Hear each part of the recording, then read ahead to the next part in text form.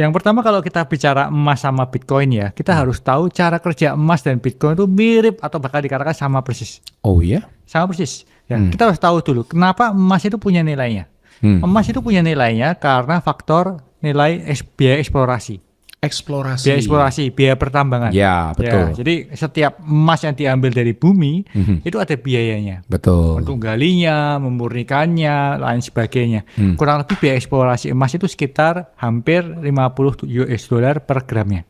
50 US dollar per gram. Ya.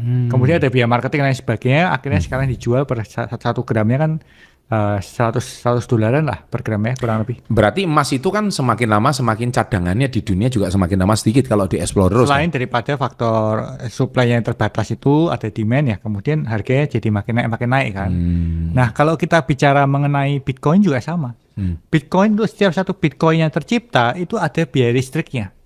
Oh. Biaya listrik yang digunakan untuk menciptakan Bitcoin di mana hampir mencapai 25.000 US dollar. Satu Bitcoin? Satu Bitcoin ya. Kita belum bicara mengenai biaya beli alat miningnya ya. Kita belum bicara mengenai infrastruktur lain yang menambahkan ke dalam biayanya itu. Jadi secara biaya makanya Bitcoin itu bukan berarti gratis loh. Nah, tapi katanya benar nggak sih Bitcoin itu limited gitu?